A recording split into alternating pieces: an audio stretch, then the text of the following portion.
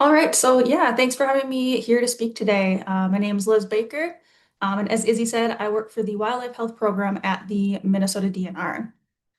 So my main role in the program is to manage all of our extensive databases and to also respond to different disease events as needed. Mainly that includes chronic wasting disease and avian influenza. Before joining the program 2 years ago, I worked in the non-game wildlife program. I monitored loons. I've also done jobs monitoring piping plovers. And in my personal life, I'm an avid birder. So I've been enjoying the recent influx of birds migrating through.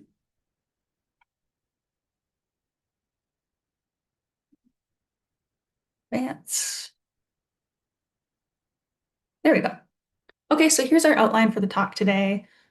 We'll go over some basics of avian influenza, and then we'll go through the timeline of this disease in Minnesota, the history and then the current situation, what birders and the public can do to help. Then we'll look forward into the future. And about an hour before this webinar started, I got an email from one of my contacts at USDA with some surveillance results. So I did throw those in at the end. I'll probably be interpreting them along with everyone else. But yeah, we can look at what he sent me. And then we'll end with some Q&A. Oh, and I never get to put my personal bird photos into presentations, so I sprinkled a few throughout the presentation today.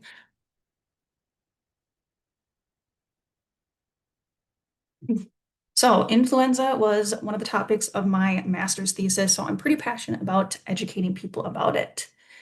So influenza A, it's an RNA virus. And basically all that we need to know about that is when we think of RNA viruses, we think of a high frequency of mutations. There are 8 genome segments in influenza A, shown in this graphic right here, the 8 different genomes. And then there are 2 different surface proteins, hemagglutinin and neuraminidase. We can just call these H's and N's. And they're what's used to name different subtypes. So H1N1, H5N2 are some that you might have heard of. And the interesting and frustrating thing about influenza is, um, like I said, it can mutate and different subtypes can exchange genetic material. So in this graphic below here, this shows 2 different subtypes. For instance, this could be H1N1, this could be H5N2. And if they're in the same host, they can exchange genetic material and make a novel strain. So that would, result in potentially H1N2 or H5N1.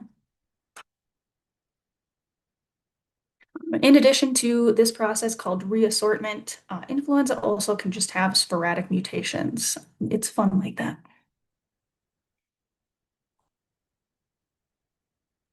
Okay, so as we know from the recent detections in the news in cattle, avian influenza doesn't just infect birds.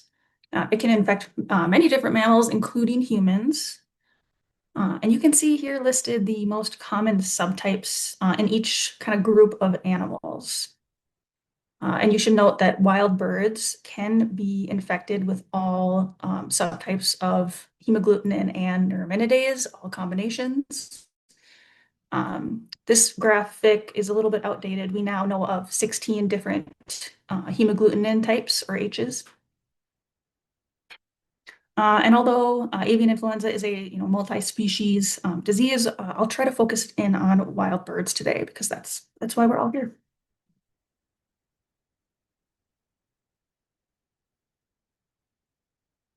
So we know avian influenza can infect multiple species. Now I'll go over how it's transmitted. So the most obvious here, direct transmission, that can occur when an infected bird is in close contact with another bird. Could be during courtship, mating, fighting, anything that gets animals in direct contact with each other. This would also, so a predator eating prey, so for instance, like a fox eating a bird or a carcass of a bird, that would also be considered direct contact. And indirect transmission, So this happens when an infected animal sheds viral particles into the environment. So water, soil, and then other animals will pick up those viral particles when they are doing activities like foraging or eating.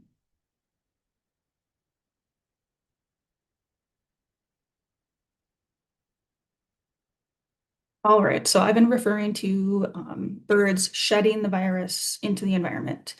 So there are two routes through which that can happen, the oral route and the cloacal route. So here's a picture of myself and a colleague testing a ring-billed gull for avian influenza. You can see we're taking a cloacal sample. And we were just going to take an oral sample after this as well. So if these swabs were to test positive, that would indicate that the bird is currently infected and is shedding the virus. So the cloacal and oral route, if the test positive, it is shedding the virus. You can see a syringe on the tailgate there. So we are also taking blood samples. So if these blood or serum samples test positive, that tells us something a little different. So that'll tell us if the bird has antibodies against avian influenza. So that indicates that a bird has recently acquired the disease and fought it off and mounted an immune response against that disease.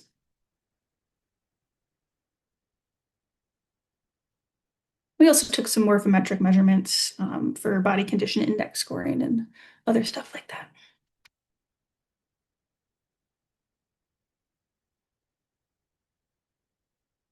So you may have heard of highly pathogenic avian influenza and might even have heard of low pathogenic avian influenza.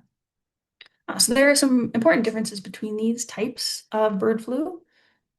So low path, as I'm going to refer to it as, low path has been known to circulate naturally in wild waterfowl.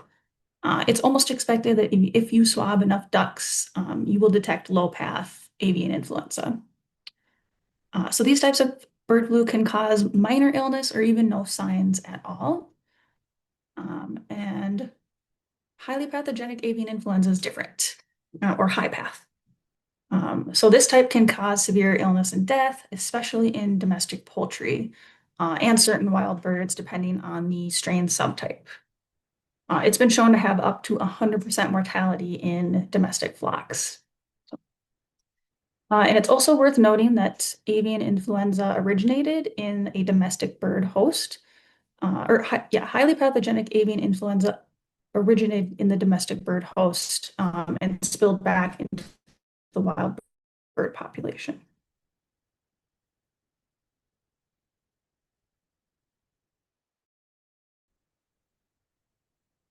So some common signs of highly pathogenic avian influenza in birds, so swimming and walking in circles, just looking really uncoordinated, maybe stumbling, flopping over, or people will call me and tell me this bird looks drunk. What do I do? Bobbing their head, crooked neck, unable to lift their heads, just not looking well at all, depressed, lethargic, maybe shaking.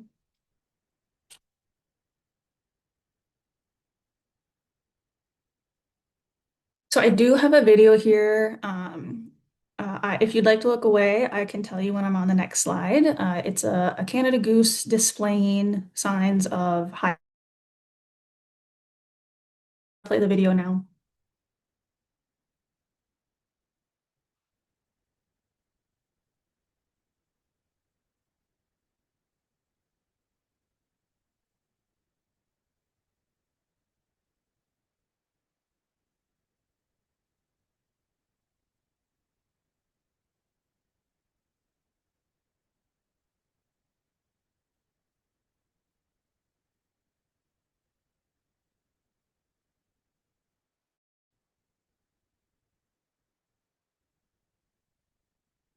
Oh, right, I'm on the next slide.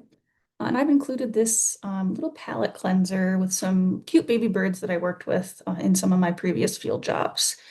Yeah, that video is hard to see, and that's pretty typical of what we would see when we would receive calls or videos from members of the public. We I also received a lot of calls from people saying, this bird just looks like it fell out of the tree and died. Like it doesn't have any injuries. It looks pretty good condition. So sometimes we didn't even see any signs at all. They would just die pretty rapidly.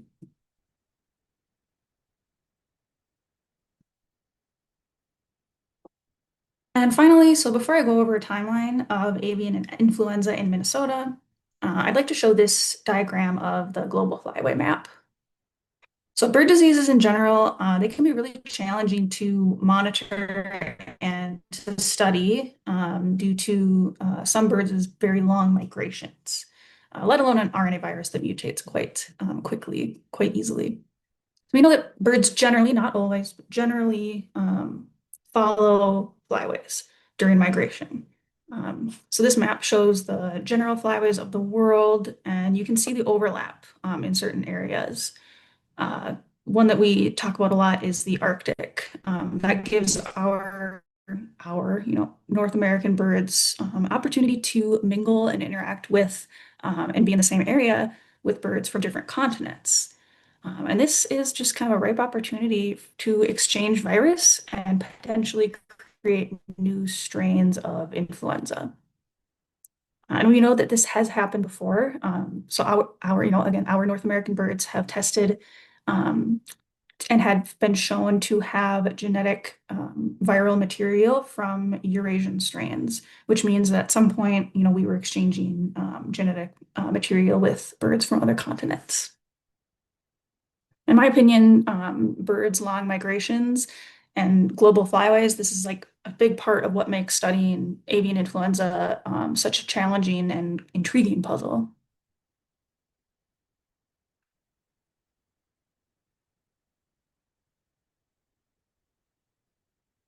Okay, so now that we know more about the disease, I'm going to go over its history in Minnesota. So prior to 2015, the Minnesota DNR conducted surveillance going back, I think, all the way to 2008. But prior to that, there were very few detections. So 2015, Minnesota was hit by an outbreak of highly pathogenic H5N2 avian influenza. So this was absolutely devastating to our state's poultry industry. 104 farms were depopulated, resulting in the loss of 9.3 million birds, which were also valued at $650 million. So the source of the introduction of this virus into the Midwest, it's still unclear exactly.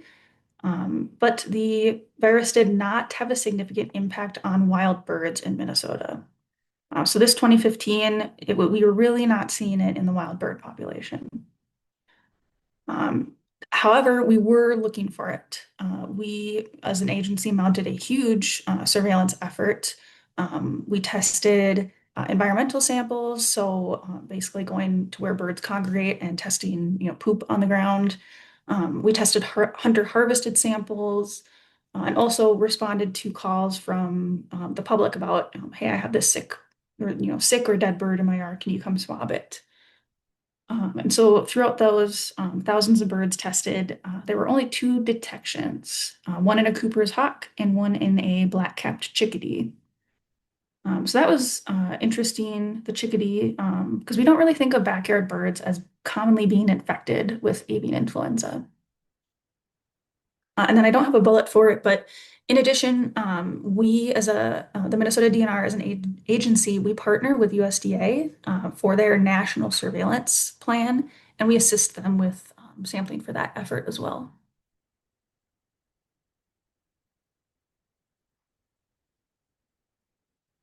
So the next big event on our timeline is the 2022 highly pathogenic H5N1 outbreak. So in the previous slide, that was H5N2. So this is a bit different. So this strain, it was detected in wild birds, domestic poultry, along with wild mammals, and then domestic cats. So this did cause widespread mortality in wild birds. I'm sure we all remember, if not having a direct experience with it, hearing it in the news. And raptors were hit especially hard.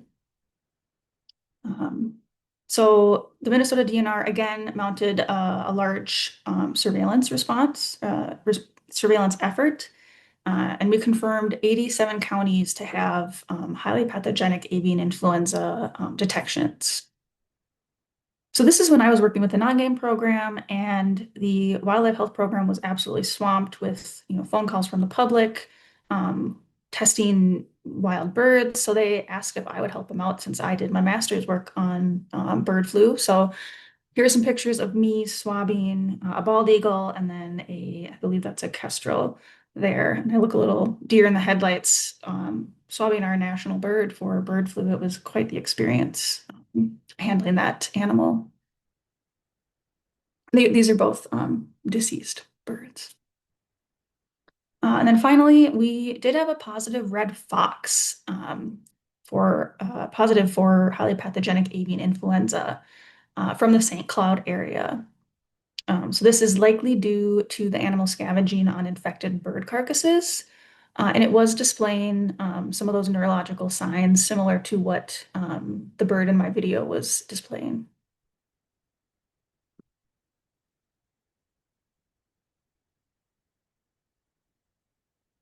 So last year in 2024, as you've probably heard in the news, highly pathogenic H5N1 was detected in Minnesota cattle farms.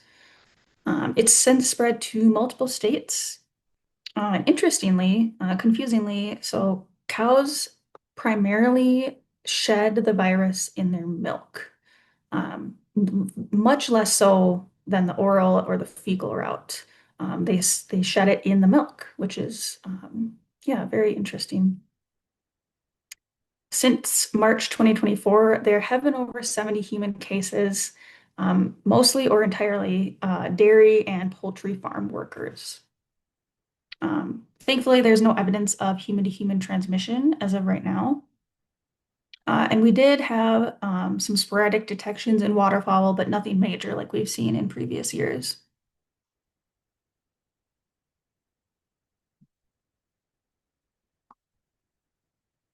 So here we are, caught up to the present, 2025. So poultry farms have been in the news recently. They've been hit pretty hard. It seems like every week I get a new email with a list of, facilities that have tested positive.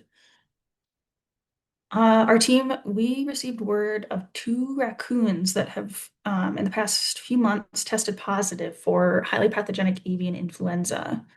One of them was an accidental catch by a trapper, and the raccoon bit him when he was trying to release it. So he wanted it tested for rabies, and it came back as positive for highly pathogenic avian influenza.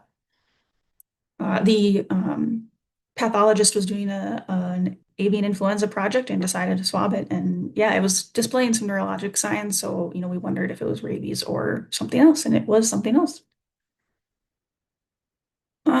We had a detection from a few weeks ago, a Canada goose in Waterville, Minnesota. So there were a few individuals with neurological signs and then a few dead individuals. So we're still waiting on the strain typing, so we don't know if it is an H5 or not. And the gold standard National Veterinary Services Laboratory confirmation as well. Finally, we've seen an increase in raptors testing positive just throughout the past month or so, including bald eagles and peregrine falcons.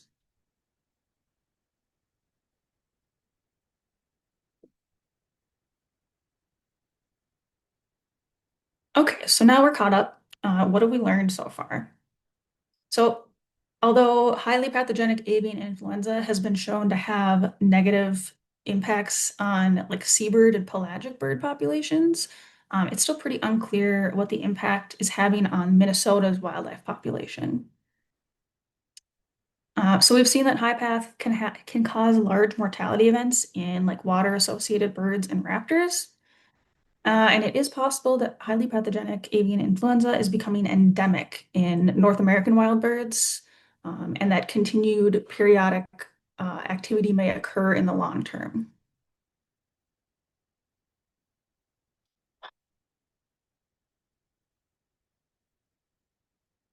So here are some actions that we can take to help out the birds. First and foremost, if you have a backyard flock, review those biosecurity best practices. So basically keeping virus off of your farm or your backyard.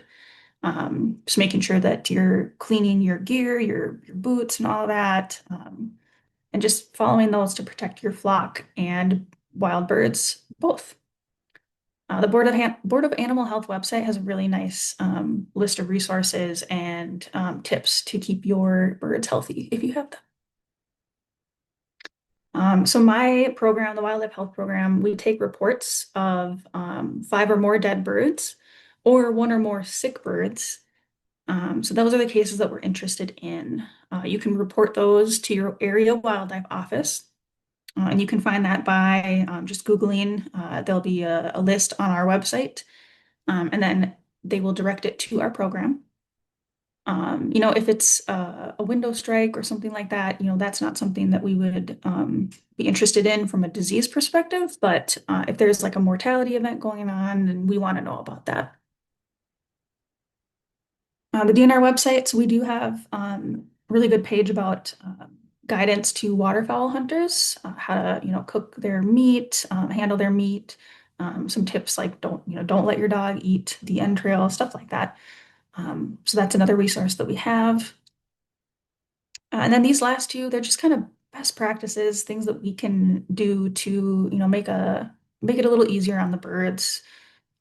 So we do have national data on avian influenza in wild birds that suggests that songbirds have a pretty low risk for influenza transmission. However, there's that black-capped chickadee back in 2015, so you never know. We just recommend cleaning with 10% bleach once per week. And then finally, turning your lights off at night. We all have probably know this, just can help birds have an easier time during the stressful season of migration.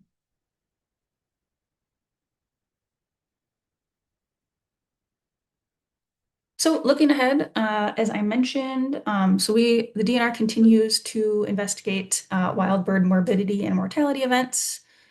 So we have a website dedicated to high path information and resources, and a weekly waterfowl report. This is fun to peruse. So it has previous weekly waterfowl surveys and reports from different wildlife managers about what's going on in their kind of flyway or area of the state.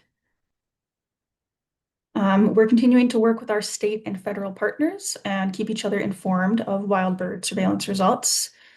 We do have some federal partners that are considered essential, so they're still on the case and taking, bird reports. It's pretty limited staff, but yeah, we still have that resource, so we're thankful for that.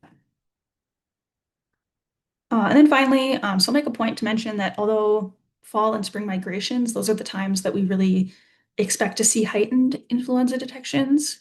But we do have an overwintering population of waterfowl. So theoretically, an outbreak could happen at any time. We need to look beyond just migration.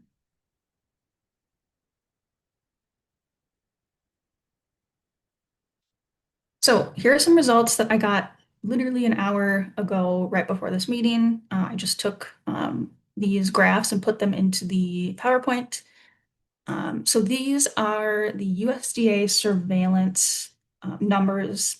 So the USDA Animal and Plant Health Investigation Service, APHIS, USDA APHIS, I think, they conduct avian influenza surveillance by watershed throughout the state every single year. And we've been helping them with some hunter harvested swabbing as well. So right now, just over 2,300 total birds have been tested thus far in Minnesota. And my contact, Tim, he said that number is going to go up with fall waterfowl hunting. They're going to do a bunch of swabbing yet to come. So we have 2,300, over 2,300 total, mostly mallards, lots of blue-winged teal. We have redheads, Canada goose, but mostly mallards. So this graph on the right, this shows if they have highly pathogenic avian influenza. So that's mallards and wood ducks mostly, and then some sporadic detections in blue and teal and others.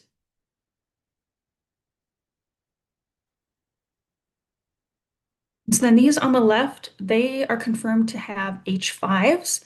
H5s are the ones that we are concerned about mostly, as they have a high chance of being highly pathogenic. So mallards and wood ducks again mostly, and then some blue-winged teal, some pelicans. So this graph on the right, this is a specific clade, clade 2.3.4.4b. This was the clade, the H5N1 clade from the most recent outbreaks in cattle. And so you can see mallards and wood ducks are circulating those viruses.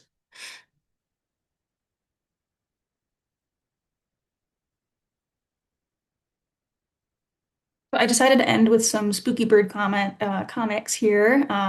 Thanks again for having me to present, and I'd be happy to answer any questions.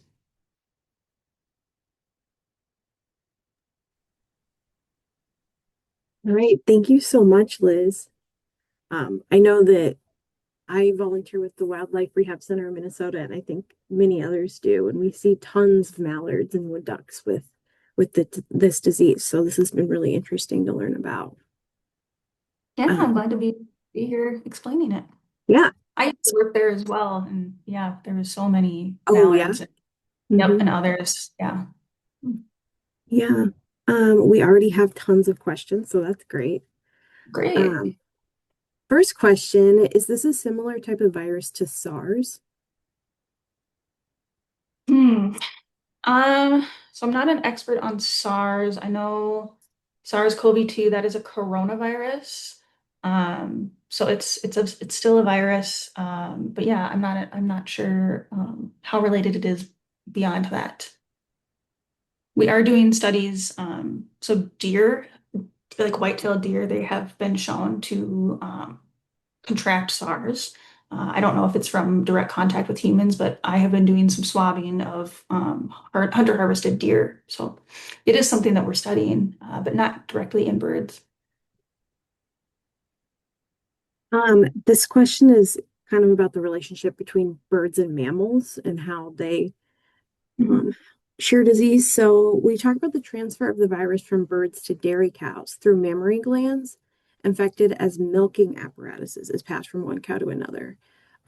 Also, it seems like there may be issues with cats getting Yes. this disease as well. So, Yeah, that's an important part of it. So cats on the dairy farms, there's just cats all over the dairy farms that are getting it from drinking the milk or eating the feed or having contact with the cows.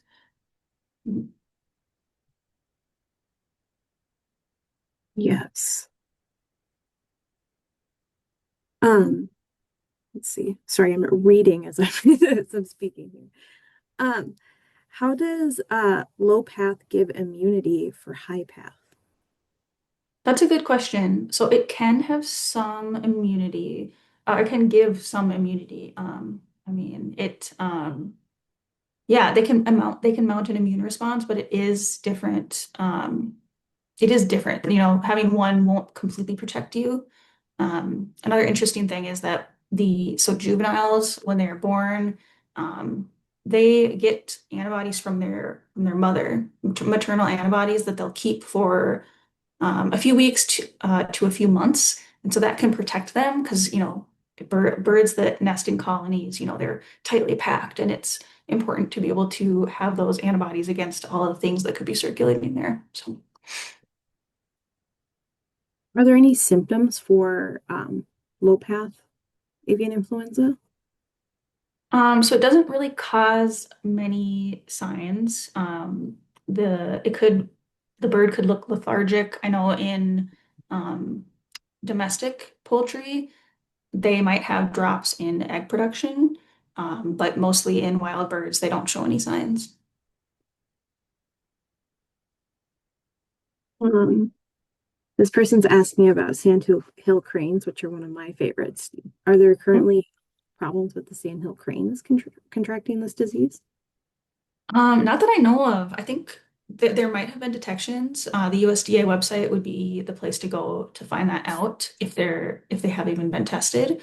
Um, yeah, I haven't gotten a single call about any sandhill cranes in the past few years. So I wonder if they're perhaps not like dense enough, like there's not enough of them in one area. yeah, because That's a guess, but they are around water too. So I don't know. yeah. What is the degree of risk between transmission between birds and humans? Yeah, so thankfully, the risk is really low.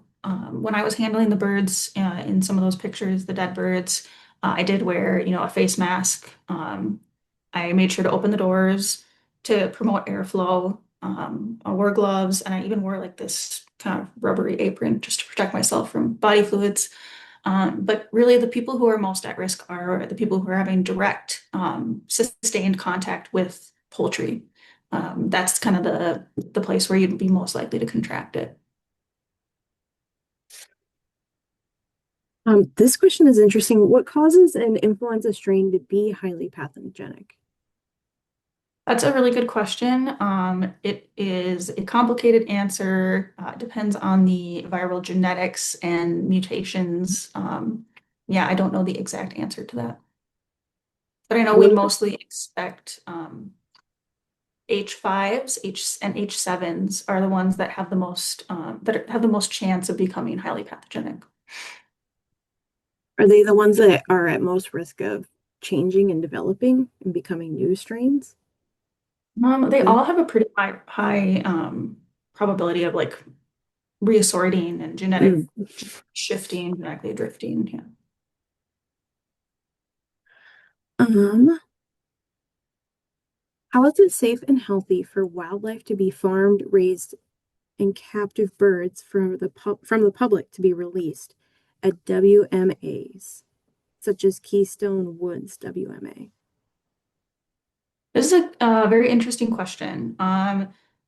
There is a risk of these birds being kept in close contact and being farmed and then being released. I can't really speak to the exact degree of risk, but that's a good point. There's things that we've been doing for years that might have a risk of spreading different diseases. Yeah. Is there more disease in dabbling ducks than divers? Another great question. Yeah, so we generally tend to see higher rates of avian influenza in the dabbling ducks. Um, yeah, it's a really good point. Wonder if it's because they eat from shallower water, which has maybe a higher potential of having high viral particle load, something like that. Yeah, that would make sense. They're all congregating in an area. Feces Mhm. is in that area. That would make sense. Mhm. What is the prospect of coming up with a vaccine for the bird flu?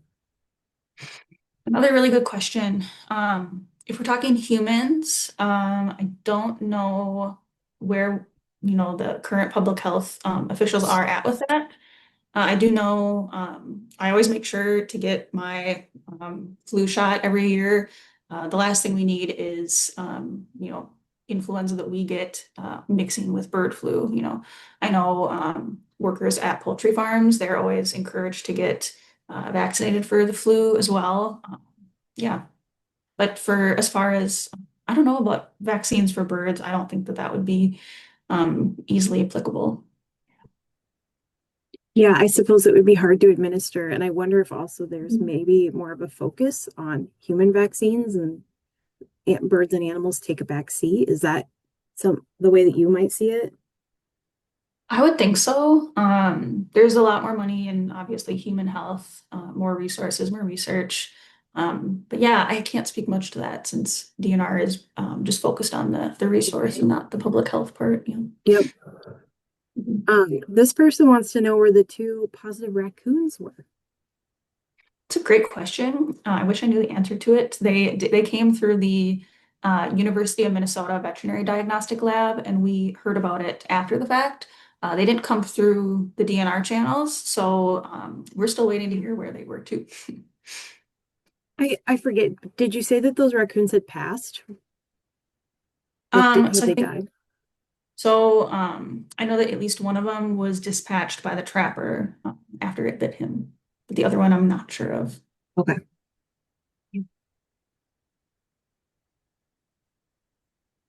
We are still taking more questions. Oh, here's another one here. Oh, why are raptors so prone? Good question. So I think it is related to the fact that they prey on other birds. I think that that is probably how they were contracting it. But yeah, for some reason, it's very interesting that the 2015 outbreak, that specific strain, our birds seemed pretty healthy overall and not very affected. And then just were, devastated in 2022. It was just a huge day and night difference. So. It's a really good question. I just have my own question. Do humans have any sort of impact on the spread of avian flu? Is it, is there some sort of impact of us, making birds be in one confined space a lot of times in our cities that's spreading the flu faster? Do we have responsibility in it? Yeah, so it's definitely possible that humans play a role in the big web of, wild birds giving it to other wild birds giving it to domestic birds, and then back and forth. And then, we work on the farm, so we have the potential of spreading it. I know, like domestic poultry workers, they're supposed to be wearing huge, biosecurity garments and, masks. And I did some work on a poultry farm just putting up trail cameras, and I had to wear a full Tyvek suit only showing my face. So we do play a role in it. We can be part of that web. Um, yeah, getting birds congregated in one area that's has a risk of spreading disease. Yeah, I always think of it most with Canadian geese, how we Mhm. create these ideal environments where they all just congregate. Yep. So, yeah. Mhm. Have any domestic birds like parrots or parakeets been infected and studied? That's an interesting question. Yeah, it is. I believe so. I know like backyard flocks have tested positive, even stuff like quail. But I don't know. I don't know specifics. I would guess that they have been infected. But yeah, I don't know the answer to that. Do we have any last questions for Liz before we sign off here today? And this recording will be posted on the Land of Lakes Bird Alliance and the St. Paul Bird Alliance websites. Um, so you can look back and share this with any friends that missed the presentation today. So Am I right in thank thinking that you are the group you do like birds and beverages outings and stuff like that? you, Kiki, in the comments. Will you let me know if that's something St. Paul does?